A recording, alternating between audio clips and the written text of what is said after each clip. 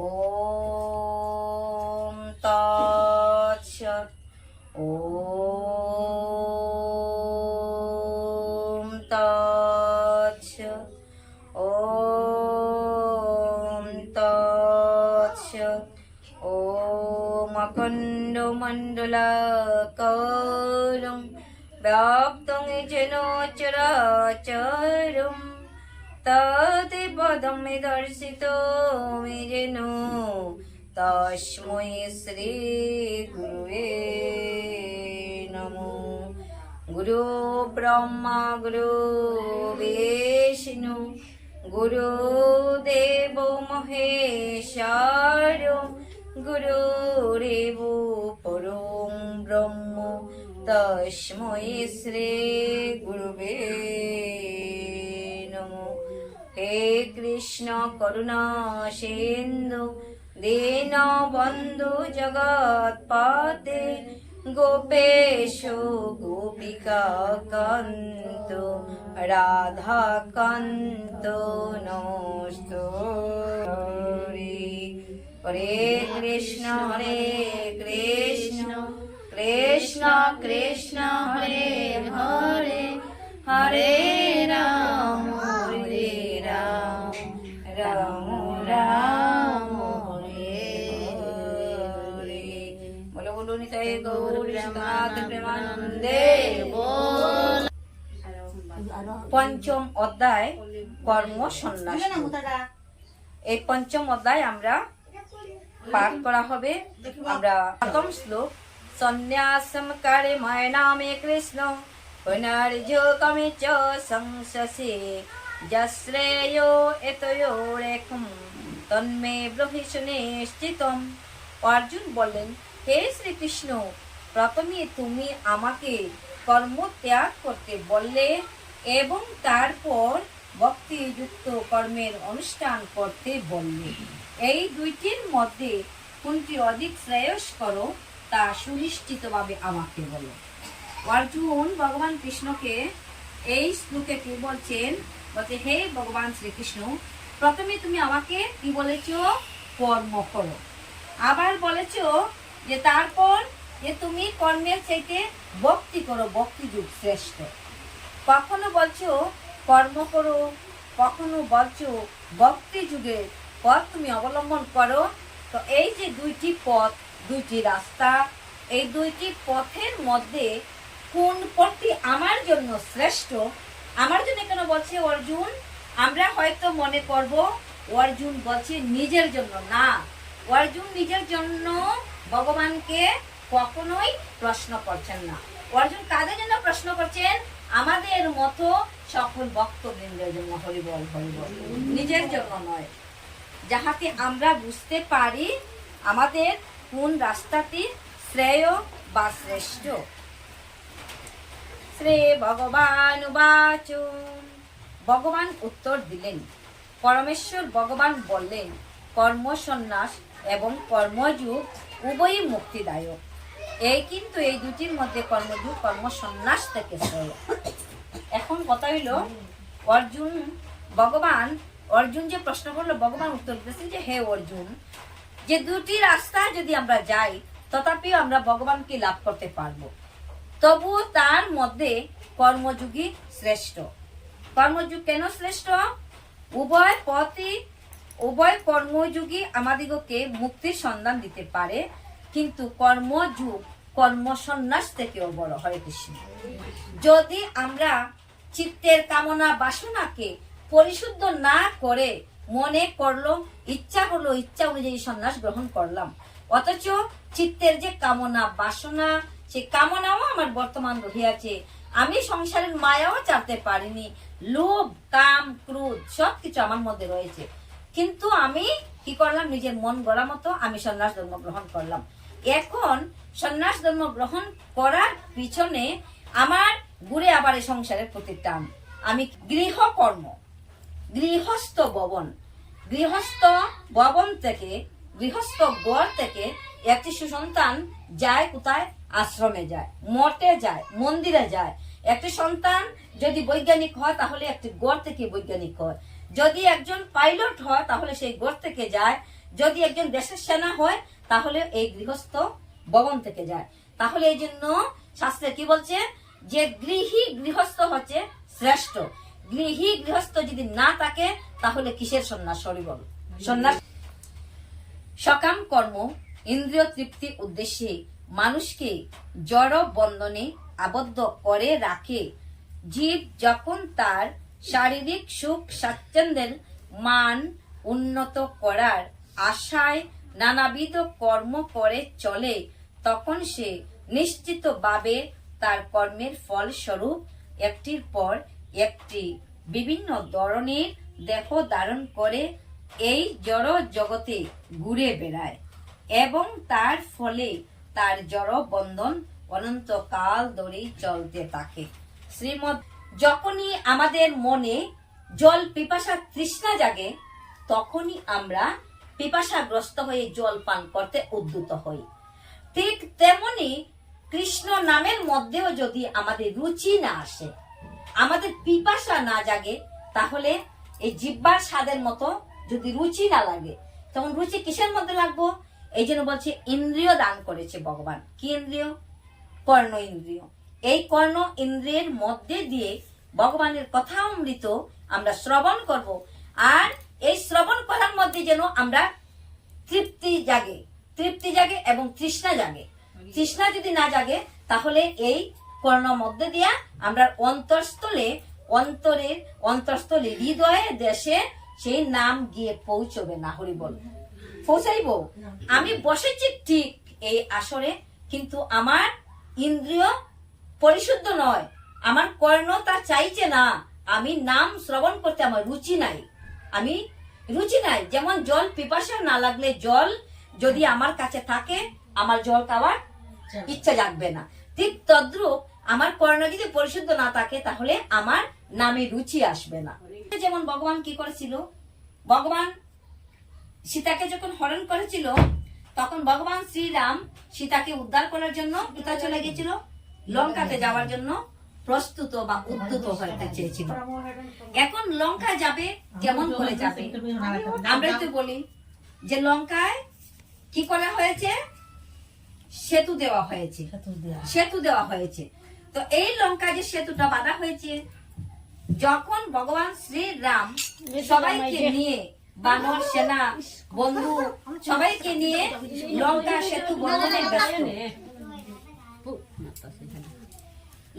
সেতু বন্ধনে ব্যস্ত, কিন্তু এই সাগর কি করে বাঁধা যায়? মাথায় করে পাথর নিলাম আর জলে ফেলে দিলাম, কিন্তু জলে ফেলে দিলে পাথর কি হয় গো? জলের নিচে ডুবে যায়। এখন নীল আর নল নামে এক ভক্ত বলল, প্রভু এইভাবে যদি পাথর ছুটতে থাকো সাগরকে কখনোই বাঁধা যাবে না। সাগর বাঁধা যাবে?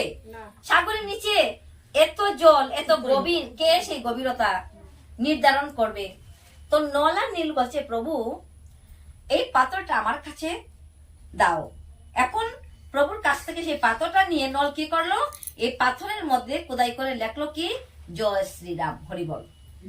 এখন এই জয় শ্রীরাম লিখে যখন পাথরটাকে সাগর জলে ফেলে দিল, তখন পাথর বেসে গেল। হরি বল। নাম বড়, আর নামের চাইতে আবার আমার ভক্ত শ্রেষ্ঠ। ভক্ত যদি না থাকে তাহলে নাম কে করবে? হরি বল। নাম করার কেউ আছে? তো এইভাবে নারদ একটি লীলা করলেন। সেই মহান ঋষি বৃন্দ যারা, তাদেরকে বলা হয় মহর্ষি। দেবর্ষি, রাজর্ষি, মহর্ষি, তিন বর্গের ঋষির কুলদেরকে নিমন্ত্রণ করা হয়েছে। আর কাদেরকে নিমন্ত্রণ করা হয়েছে? রাজাদেরকে। তো ঋষি, কোন ঋষি? দেবর্ষি। যেহেতু দেবর্ষি নিমন্ত্রণ হয়েছে, ঋষি আকাশ পথে আসছে আর নিচ দিকে দেখছে কাশীর রাজা শকুন্ত নামে, যে কাশীর নরেশ বা রাজা, সেই রাজা ঘোড়ায় চড়ে রথে করে যাচ্ছে। কোথায় যাচ্ছে? আকাশ পথে যাচ্ছে। তো নারদের তো হাঁটতে লাগে না, উনি কি করে নারায়ণ নারায়ণ নারায়ণ বলতে বলতে বায়ুবেগে চলে যেতে পারে। তো হঠাৎ করে নারায়ণ নারায়ণ বলতে বলতে কার সামনে আসলো? যিনি কাশীর নরেশ, সেই কাশী রাজার সামনে এসে দেবর্ষি রাজা কি করলেন? রথ থেকে নেমে গিয়ে নারদ ঋষিকে ভক্তি করলেন। তো নারদ ঋষিকে যখন ভক্তি করলেন, তো ঋষি মনে মনে বলছে যে এখন খেলাটা জমিয়ে দেওয়া যাক। কেমন খেলা? নামের খেলা। নামের খেলাটা জমা হয়ে যাক। তো রাজাকে বললেন, হে রাজন, আমাকে ভক্তি করেছো, আয়ুষ্মান ভব, বিজয়ী ভব, আমি তোমাকে আশীর্বাদ প্রদান করলাম। কিন্তু আজকে যে সভাটা হইতেছে সেই সবার মধ্যে দেবর্ষি, রাজর্ষি, মহর্ষি তিন বর্গের ঋষি কুলদের নিমন্ত্রণ করা হয়েছে, কিন্তু তারই মধ্যে একজন ঋষি রয়েছে কে তুমি আসরে যাওয়ার পর অন্যদেরকে প্রণাম করতে পারো, ভক্তি করতে পারো, কিন্তু ওই ঋষিকে তুমি ভক্তি করবে না। কেন করবে না জানো? তুমি একজন ক্ষত্রিয় কুলের রাজা, আর ওই যে বিশ্বামিত্র মুনি বা বিশ্বামিত্র ঋষি, উনিও ক্ষত্রিয় কুলের বংশধর। তো সেই জন্য উনাকে যদি ভক্তি করো তাহলে তোমার সম্মানের ক্ষতি হতে পারে। তো রাজ বলেছে কথাটা। তো রাজন মনে মনে চিন্তা করতে লাগলেন যে ঠিকই তো, আমিও একজন ক্ষত্রিয় কুলের রাজপুত্র, উনিও ক্ষত্রিয় কুল থেকে এসেছেন, আর এই সভাতে উনাকে ভক্তি না করলেই বা আমার কি হবে। কিন্তু এখানে নারদ কি করলেন? একটা বিবাদ কি করলেন? ঝগড়া একটা গঠিয়ে দিল, লাগিয়ে দিল। এই জন্য নারদকে কি বলা হয়? লাগানো ভাগানো দেবতা। উনি কি করে? যেখানে লাগাইতে পারে সেখানেই ভীষণ আনন্দ পায়। এখন ওই সবাই যখন গেলেন, কাশীর রাজা গিয়ে সবাইকে প্রণাম করলো, ভক্তি করলো, কিন্তু কাকে করলো না? বিশ্বামিত্র ঋষিকে করলো না। তখন বিশ্বামিত্র ঋষি অত্যন্ত ক্রোধান্বিত হয়ে শ্রীরামকে বলছে, কারণ রাম হচ্ছে ওই ঋষির শিষ্য, বলছে সবার মধ্যে অপমান মৃত্যুর সমান। সবাইকে কাশী রাজা প্রণাম করেছে, কিন্তু আমাকে করেননি বৎস। এই জ্বালায় আমার গাটা জ্বলে যাচ্ছে, পুড়ে যাচ্ছে। এখন তোমার উচিত কি, তোমার কর্তব্য কি, তুমি ভেবে দেখো। যেহেতু তুমি আমার শিষ্য, আমি তোমার গুরু, গুরু শিষ্য। এখন বিচারটা অনেক দূর গড়িয়ে গেল। বলে উঠলেন যে রাম, তুমি যদি ওই কাশী রাজের মাথাটা আমার কাছে কেটে না এনে দাও, আমার হৃদয়ের জ্বালা দূরে যাবে না। হরি বল। ঝগড়াটা ভালো করে লাগলো। ঝগড়াটা যখন লেগে গেল, ঋষির মতে চলে গেল, আর এদিকে কাশী রাজাকে কি দেওয়া হতো? যে সংকেত দেওয়া হতো, আমি তোমার কাছে আসছি যুদ্ধ করার জন্য, তুমি যুদ্ধের জন্য তৈরি হও। গোপন যুদ্ধ হতো না, সম্মুখ সময়ে যুদ্ধ হতো। তো কাশী রাজার কাছে যখন ওই বার্তা পৌঁছলো, ভগবান শ্রীরাম অযোধ্যা থেকে আসছে কাশীর নরেশ শঙ্কুতল লগে যুদ্ধ করার জন্য। এখন মনে মনে বিচার করতে লাগলেন, যিনি ঈশ্বর পরম কৃষ্ণ সচ্চিদানন্দ বিগ্রহ, অনাদিরাদে প্রাণ গোবিন্দ সর্ব কারণ কারণম, আমি যার সন্তান, যিনি আমাকে বিশ্ব ব্রহ্মাণ্ডে পাঠিয়ে দিয়েছেন, এই সৃষ্টিকর্তা আসছেন আমার সঙ্গে যুদ্ধ করতে, তাহলে নিশ্চিত আমার প্রাণের বিসর্জন হবেই হবে। আমার প্রাণের কোনো আর রক্ষার কোনো উপায় দেখি না। তো মনে মনে বিচার করলেন, যিনি আমাকে ওই বুদ্ধিটা দান করেছেন, যে কুবুদ্ধিটা আমাকে মাথায় দিয়েছেন, একবার উনার কাছে গিয়ে দেখি কোনো উপকার হয় কিনা। তাদের কাছে গেল, বলছে, হে মুনিবর, হে ঋষিবর, তুমি আমাকে ভগবান শ্রীরামের হাত থেকে রক্ষা করো। হরি বল। হরি। কাজ করো, তুমি হনুমানের মা অঞ্জনার কাছে যাও। তুমি হনুমানের মা অঞ্জনার কাছে গিয়ে বললো, কিন্তু তুমি সত্যি কথাটা বলবে না, একটু পেঁচিয়ে বলবে। কিরকম পেঁচিয়ে বলবে? যে কোনো এক দেশের রাজা আমার সাথে যুদ্ধ করার জন্য আসছে, কিন্তু আমি ওই রাজার সঙ্গে যুদ্ধে পেরে উঠিতে পারবো না। সেই জন্য মা, আমি তোমার কাছে আশ্রয় নিলাম, তুমি কৃপা করে আমাকে আশ্রয় প্রদান করো। মায়ের কাছে যখন আশ্রয়িতা হবে, মা যখন আশ্রয় প্রদান করবে, তুমি নির্ভয়ে থাকবে, কারণ তুমি জানো হনুমান হচ্ছেন ভগবান শ্রীরামের প্রকৃত ভক্ত। তো এক ভক্ত আরেক ভক্তকে অবশ্যই রক্ষা করবেন।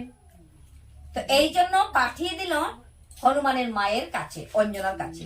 গিয়ে দুটি চরণ ধরে বললো, মা, তুমি আমার প্রাণ রক্ষা করো, আমি তোমার শরণাগত। মায়েদের মন কুমল। তো মা মনে মনে বিচার করলো রাজা হয়ে আমার কাছে প্রাণ ভিক্ষা চাইতেছে, তাহলে ওকে অভয় দেওয়া আমার কর্তব্য। বলেন বাবা কি হয়েছে তোমার? বলছে মা, কোনো এক দেশে রাজা আসছে, তো আমি জানি ওই রাজা অধিক শক্তিশালী আমার থেকে, আমি পারবো না রাজার সঙ্গে যুদ্ধ করে, ওই জন্য আমি তোমার কাছে আশ্রয় চাইতে এসেছি। তুমি কৃপা করে আমাকে আশ্রয় প্রদান করো, যাতে আমার প্রাণের কোনো ভয় থাকে না, আমি নির্ভয়ে তোমার কাছে থাকতে পারবো। তো অঞ্জনা মা কি করলেন? কাকে ডাকলেন? হনুমানকে ডাকলেন। বাবা হনু, এদিকে আসো তো। আসলেন। বলছে এই ভক্তকে নিয়ে, এই রাজাকে নিয়ে তুমি তোমার ঘরে নিয়ে যাও, যেভাবে পারো তুমি সেই রাজাকে রক্ষা করো। এখন রক্ষা করার দায়িত্ব কার কাছে গেল?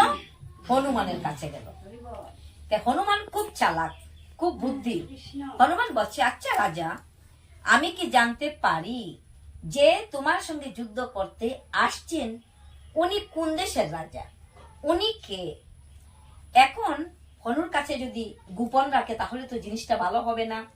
রাজা বললেন যে হে রামভক্ত হনুমান, তুমি যার শিষ্য, যিনি তোমার প্রভু, যিনি এই জগতের প্রভু, সেই জগতের নাথ আসছেন আমার সঙ্গে যুদ্ধ করতে। হরে কৃষ্ণ। বলছে রাম রাম, আমি কি করে তোমাকে রক্ষা করি?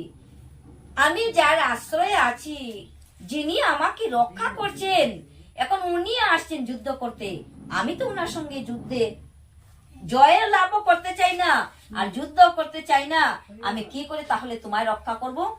রক্ষার তো আর কোনো উপায় নেই। হরি বল হরি বল। তাহলে রক্ষা হবে কি করে?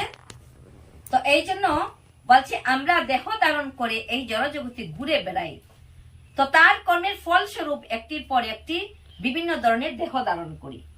আমরা যদি উদ্ধার না হইতে পারি তাহলে এই সংসারে আবার আমরা ঘুরে আসব। এই পাখিটা কি করে এই দেহের মধ্যে এই সংসারে জড়জগতে ঘুরে বেড়াবে? কি করে পাখির উদ্ধার হওয়া যায়? আসল কথাটা হলো, তত্ত্বটা হলো এই জায়গাতে। গীতায় বলছে আমরা নিশ্চিতভাবে তার কর্মের ফলস্বরূপ ব্যক্তির পর একটি দেহ পাইতে থাকবো, আর এভাবে আমরা জড়জগতে ঘুরে বেড়াবো। তাহলে জড়জগতে যে ঘুরে বেড়াবো আমরা কি করে উদ্ধার পাবো? হরি বল। নারদ ঋষি ওই খেলাটা জমিয়ে দিলেন এই জন্য, যাতে নামে জীবের রুচি আসে। নাম একবার শ্রবণ করলে আরো মনে হয় যেন হরে কৃষ্ণ মহামন্ত্র আরো জপ করি। হরি বল। এই নামে যদি রুচি না আসে তাহলে জিহ্বার মধ্যে আনন্দ আসবে না। আনন্দ আসবে কি? আনন্দ আসবে না। এই জন্য প্রথমে কি চাই? নামে রুচি চাই, নামে পিপাসা চাই। ভগবান নিগম কল্প বৃক্ষ, আর এই নিগম কল্প বৃক্ষের বিগলিত কর্মফল, বিগলিত পাকা বৃক্ষের ফল হচ্ছে এই নাম। এই নামে একটা কাজ করতে পারো। কর্ম বিনা কখনোই ধর্ম হয় না। আগে কর্ম করো, তারপরে দেখা যাক সেই কর্মের ফলে কি ধর্ম করা যায়, আর ধর্মে কি করে তোমাকে রক্ষা করে। হরে কৃষ্ণ। আগে কর্ম, যদি কর্ম না করো তাহলে তোমার রক্ষা নাই। তখন বললে হে হনুমান, কি কর্ম করতে হবে তুমি আমাকে বলো। বলছে এই কাশী, অর্থাৎ বানারসির নামই কাশী, এই কাশীর ঠিক সামনে গঙ্গা নদী। হরি বল। কাশীর সামনে গঙ্গা, পতিত পাবনী মা গঙ্গা, পতিত পাবনী মা গঙ্গা সকলকে উদ্ধার করে। হরি বল। একবার মরণকালে যদি আমরা পতিত পাবনী গঙ্গার জল আমাদের অদরামৃতে একটি ফুটা জল আমরা গ্রহণ করিতে পারি সৎ জ্ঞানের সহিত, তাহলে এই জড়জগতের বন্ধন থেকে উদ্ধার হয়ে আমরা ভগবানের নিত্য ধামে যাইতে পারি।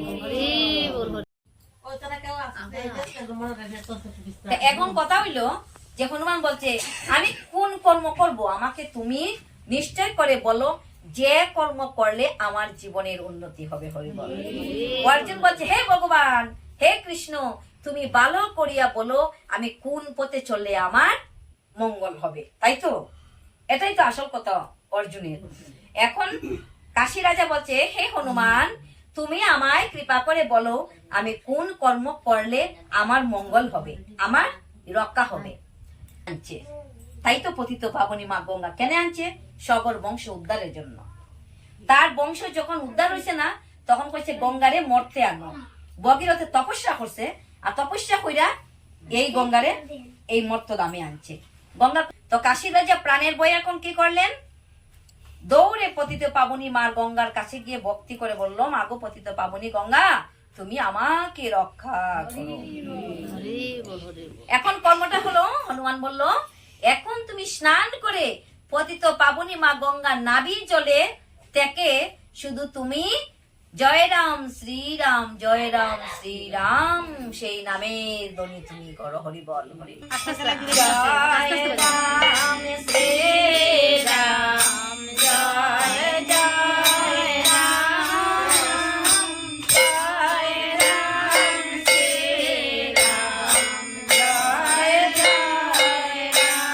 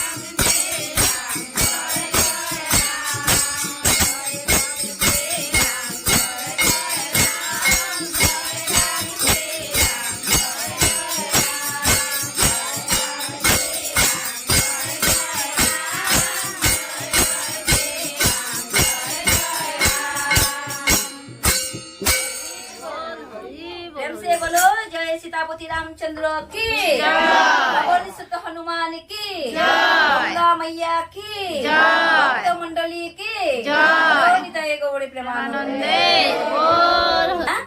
কি করতেছে? ভগবান শ্রীরামের জয়ের ধ্বনি করতেছে। আর রাত থেকে ভগবান শ্রীরাম এসে কি করলো? এই রাজার উপরে কি ছাড়লো? বান ছাড়লো। এখন তো তারে মারতে লাগবো। গুরুদেবের কাছে প্রতিজ্ঞা করে এসেছে, আমি যদি কাশী রাজাকে হত্যা না করতে পারি, আর কাশী রাজার মাথাটা যদি হে গুরুদেব তোমার কাছে এনে আমি সমর্পণ না করতে পারি, তাহলে আমি কি করব? আমি অগ্নি প্রজ্বলন করে সেই অগ্নিকুণ্ডে আমার প্রাণ বিসর্জন দিব। হরি বল।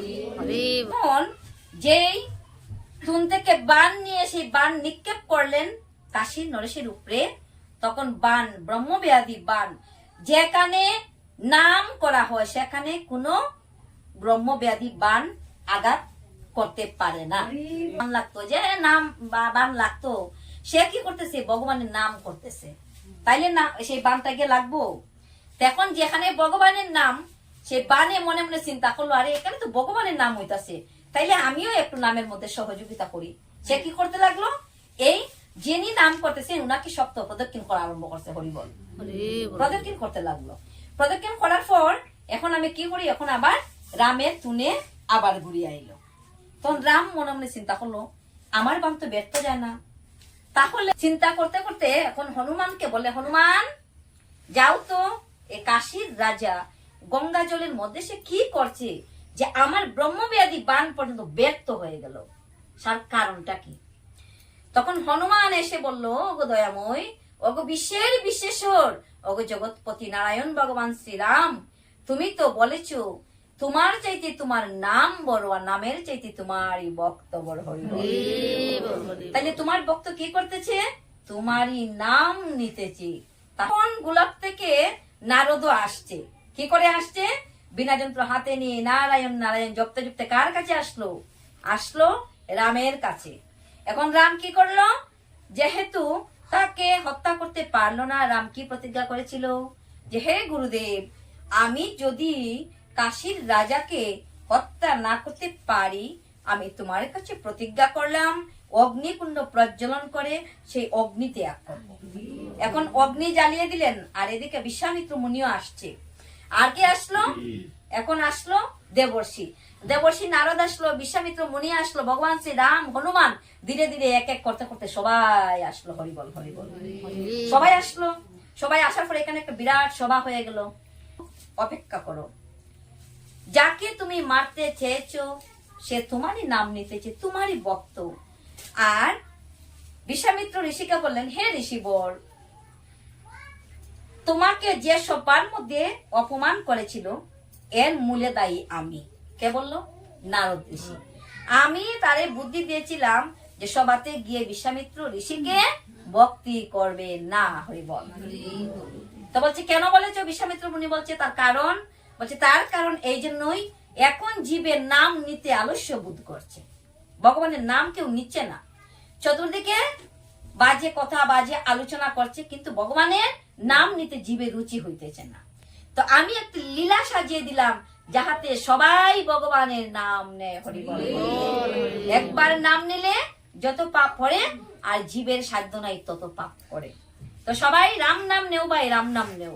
সবে একবার আকাশ বলছে জয় শ্রীরাম, বাতাস বলছে জয় সিয়ারাম, আর আমরা সবাই বলছি জয় শ্রীরাম জয় শ্রীরাম। ভগবানের এটা হলো ভগবানের নামের মহিমা আরো বাড়ানোর জন্য, জীবের জিহ্বার রুচি বাড়ানোর জন্য, কর্ণের রুচি বর্ধিত করার জন্য, বিকশিত করার জন্য একটি লীলা সৃষ্টি করলেন।